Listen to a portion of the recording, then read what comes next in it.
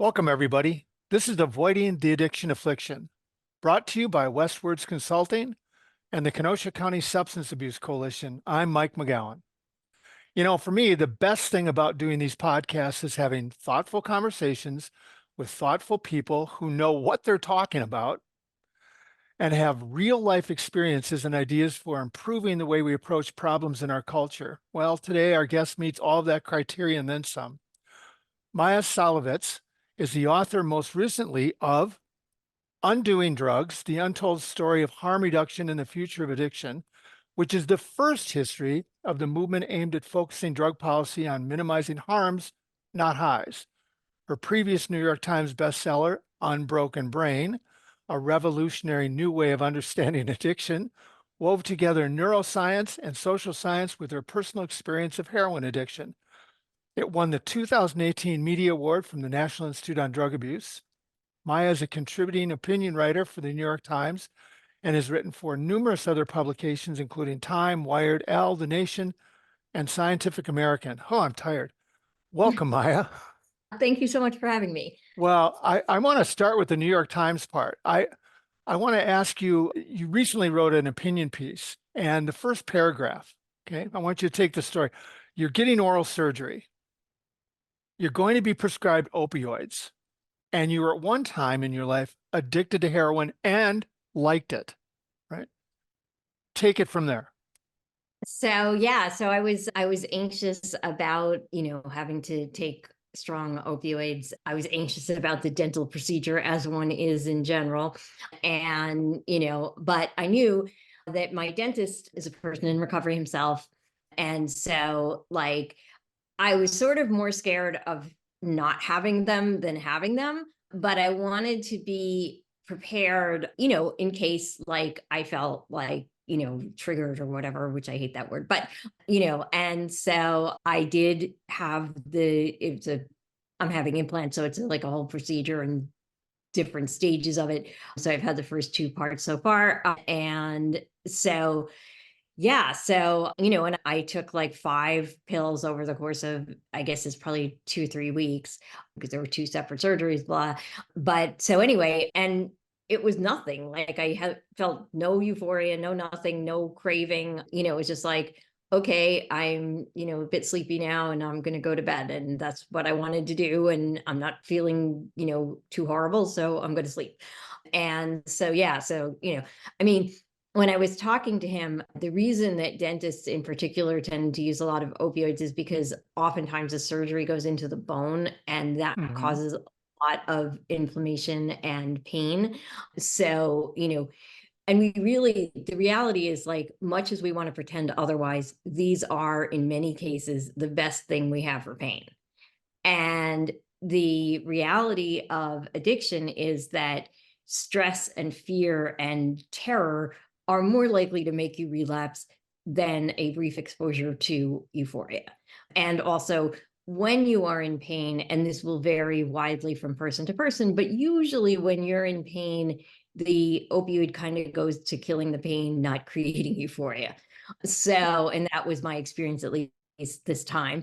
Again, one of the things that a lot of people don't understand about opioids is that the experience is incredibly varied depending on, your genetics, your trauma history, where you are at the moment in your life, the specifics of the drug. There's just all kinds of variables. And around 20 to 30% of people find opioids completely aversive. They just do not like them.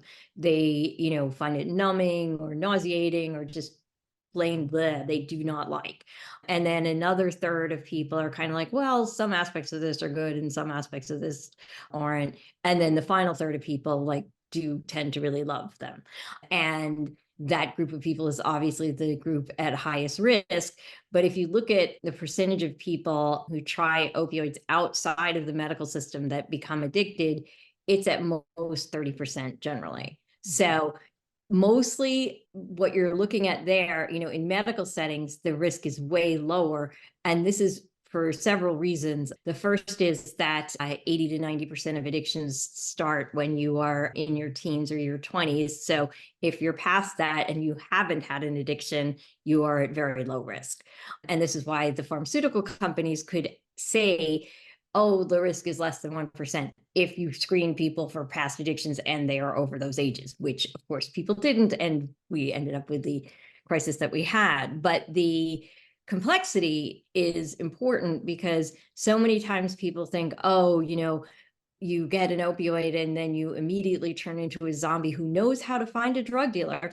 And, when in reality, most people who get addicted to opioids have already been using multiple drugs for a while. So the 70, 80% have been using either amphetamine or cocaine. So it's not just, oh, they're casual, weed smokers and drinkers. It's like these people, by the time you get to opioids, you tend to be a pretty committed drug user.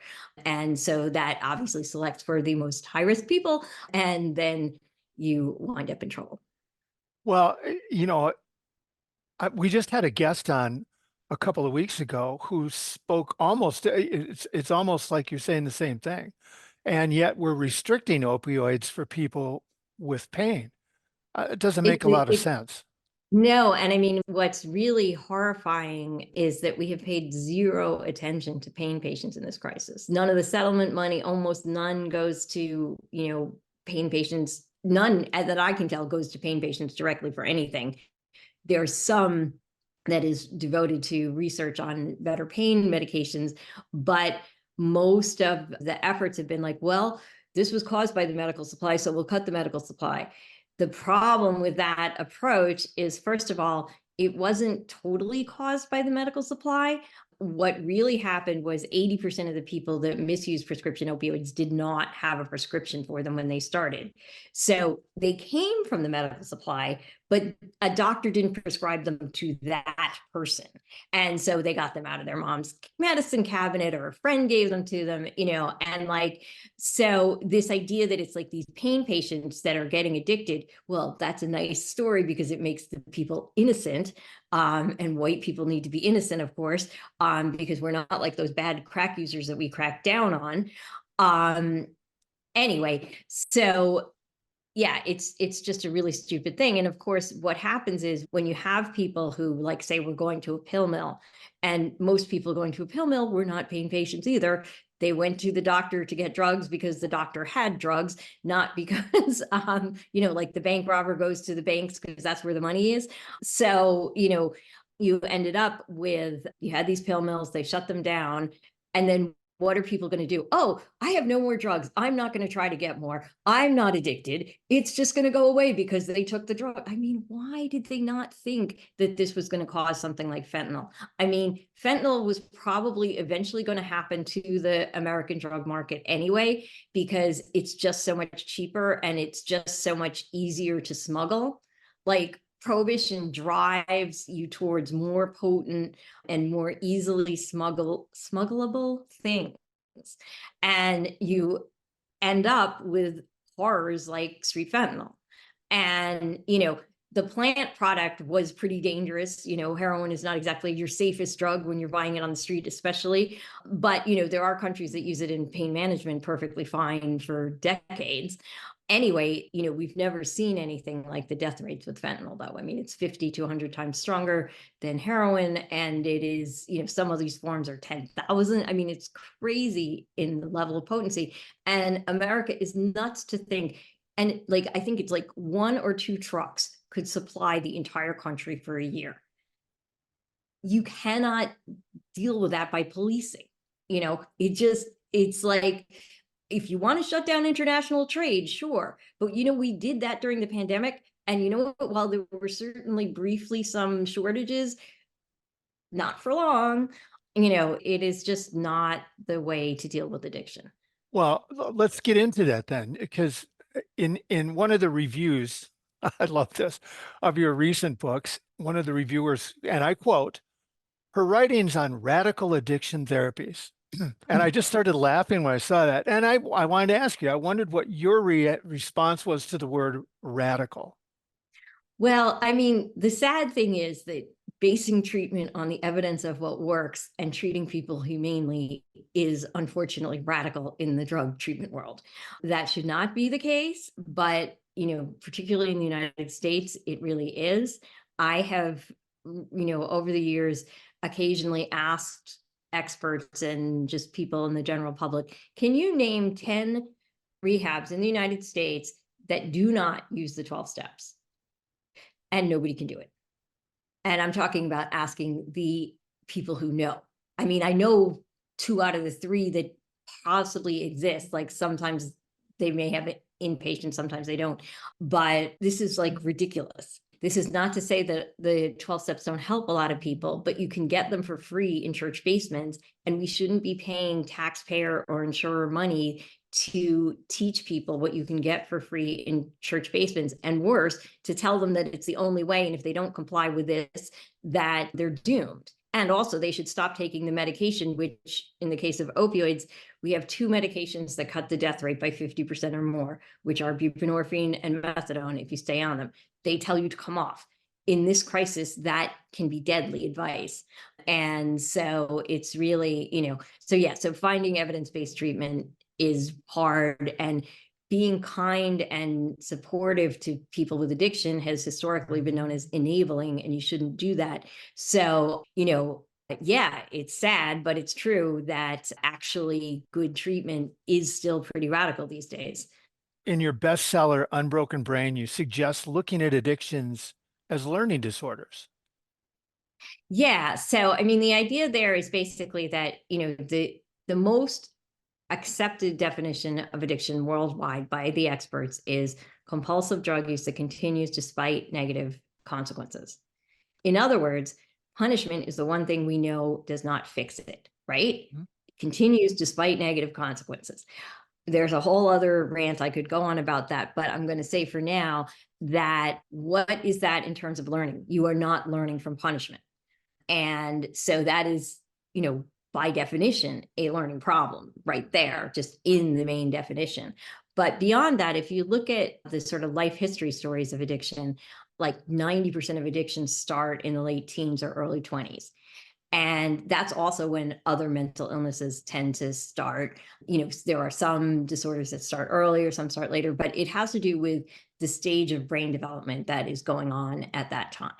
And what is developing at that time, but the whole systems that are about going out and finding a mate and like working to be an adult and be an adult in the world, which involves these complex relationships and biologically, ideally, finding someone to have a kid with.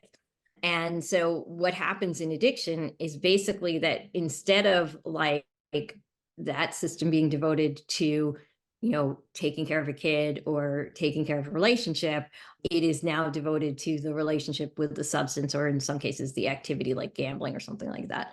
So there's so many aspects of it that are about learning, and so your brain kind of learns to love the wrong thing. Yeah, I'm going to invite you to go on your rant.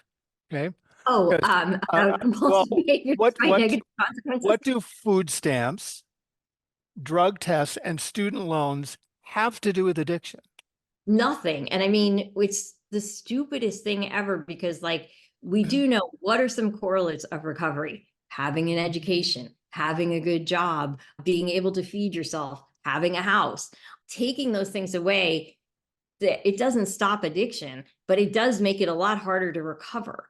And so it's just so stupid. I mean, again, we have tried for the last 100 years pretty much to treat this as a criminal problem, and to say that like, okay, you have a condition marked by compulsive behavior despite punishment, we're going to punish it out of you. How well has that worked? We have the worst overdose crisis in history, and we have levels of addiction that are as bad or worse as they've ever been. It is just, people become addicted because drugs seem to solve a problem for them. They learn that drugs work to, make them feel okay. And over time, that may not even be true anymore, but at least at first, it makes you feel, okay or better.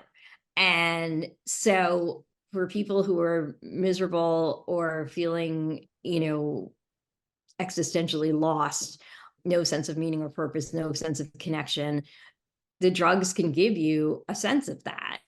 And that's what people really need to flourish. And so if you make flourishing harder, you make recovery harder, you don't make addiction better. You often make it worse by making things worse for the person, because the more the person feels horrible, the more they're going to want to get high.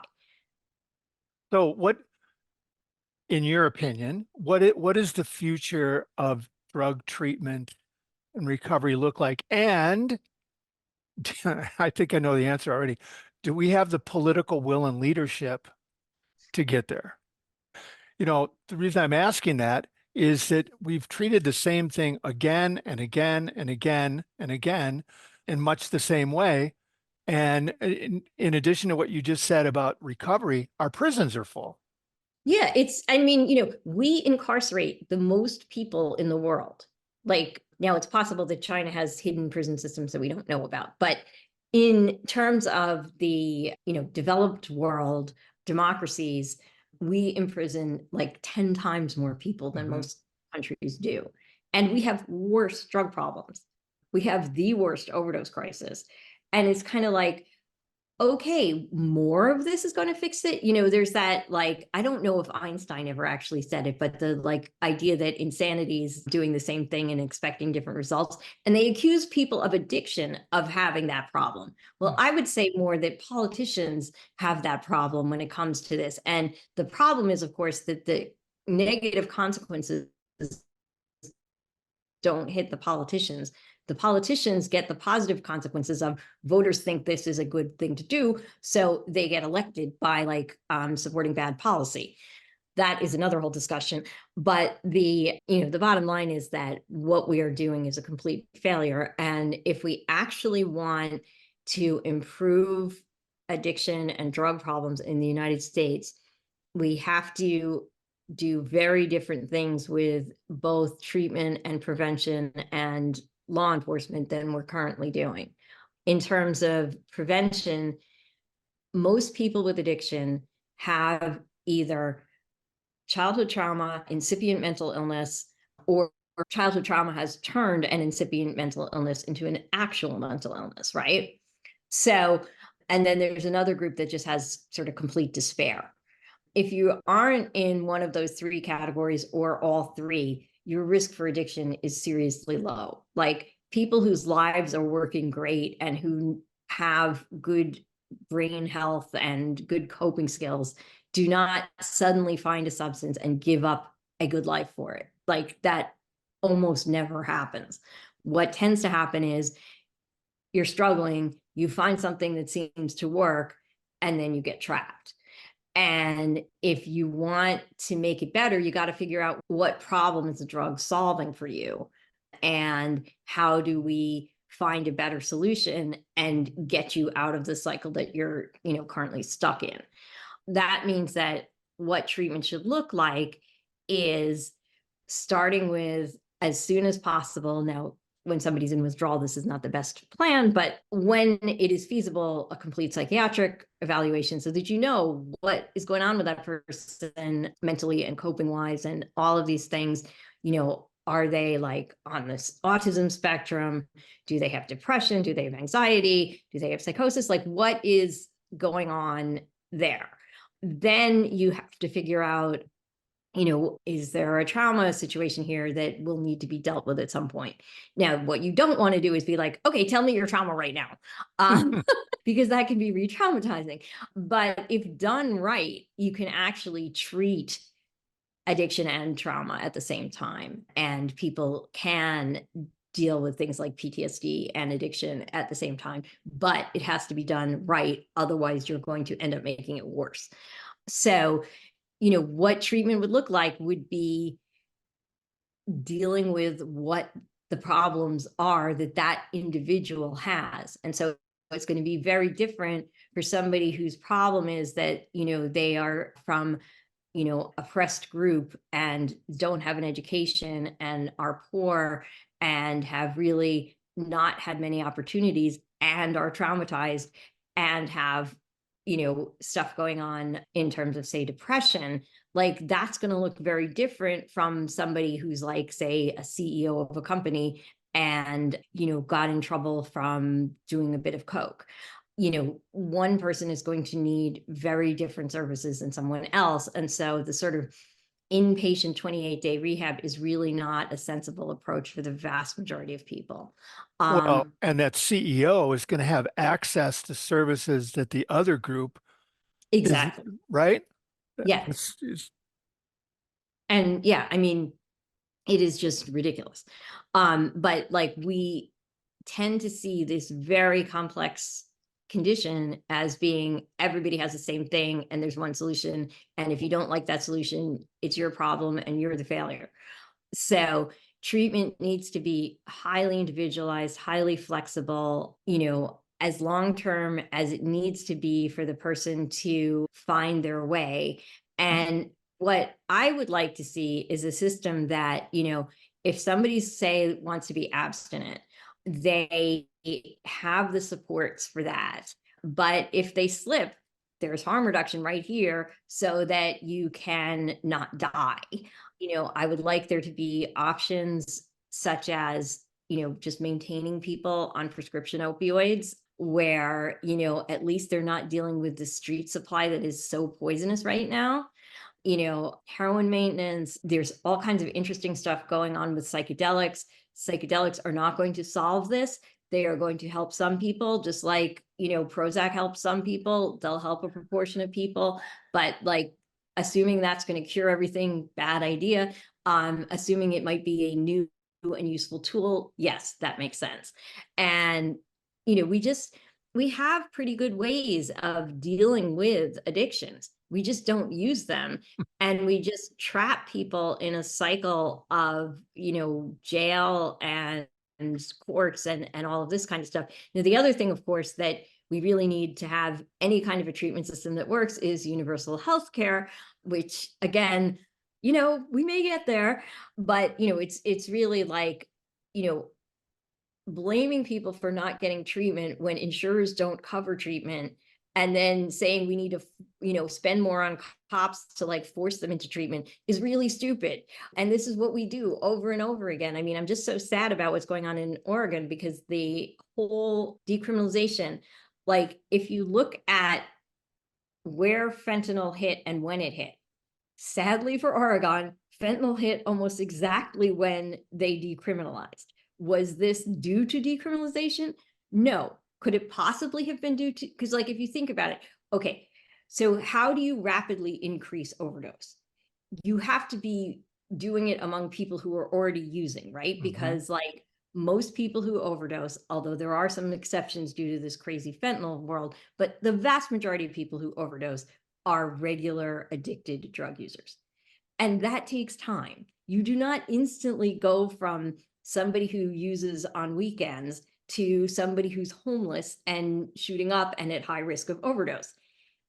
How that would have happened in 3 or 4 months to cause the overdose rate to shoot up the way it did, like it's not a plausible causal pathway. What's also not plausible is that the people who were already using were like, oh, wow, this is great. I can do this publicly and I won't get caught. So I'm going to use more.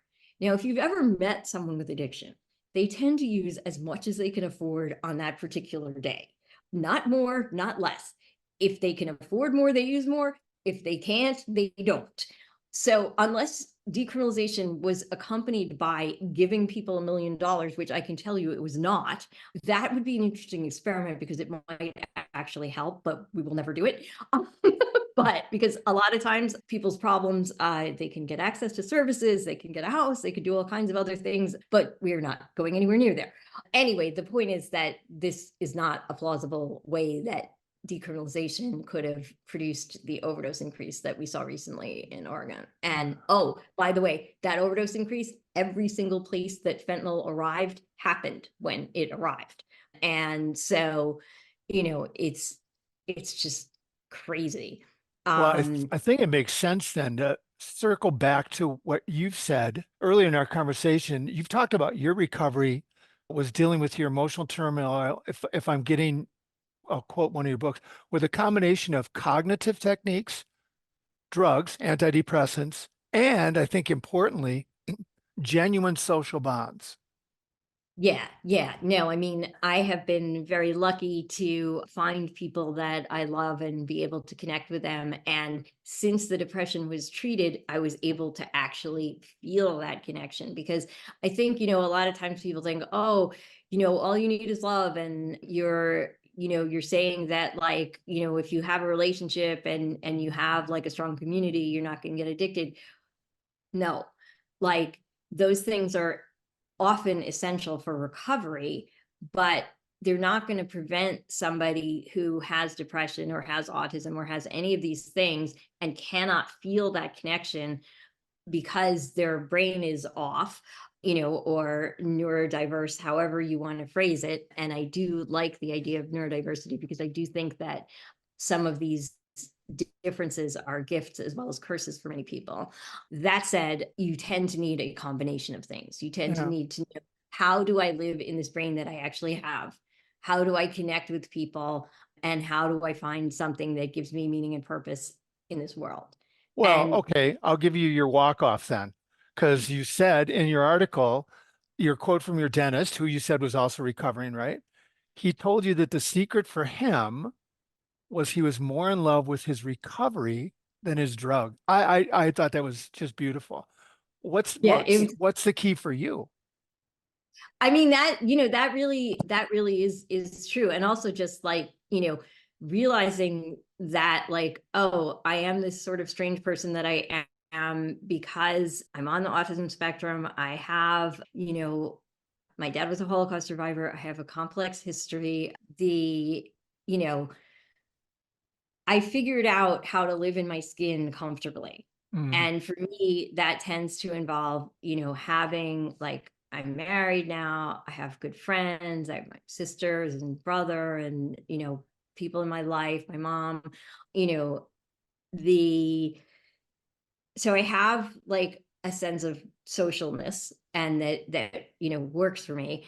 I recently started learning to sing, which has been really fun. If I'm not going to do it publicly yet, but it is like I just love music, and like learning music theory and stuff like that has been really, really cool.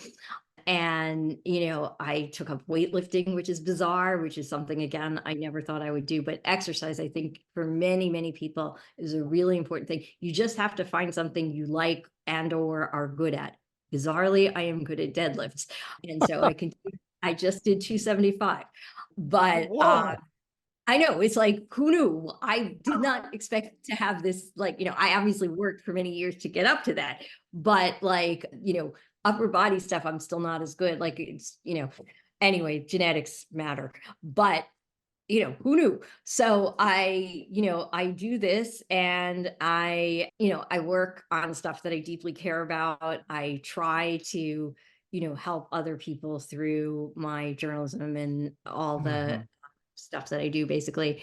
And, you know, so all of that like has, checked all those boxes for me pretty much.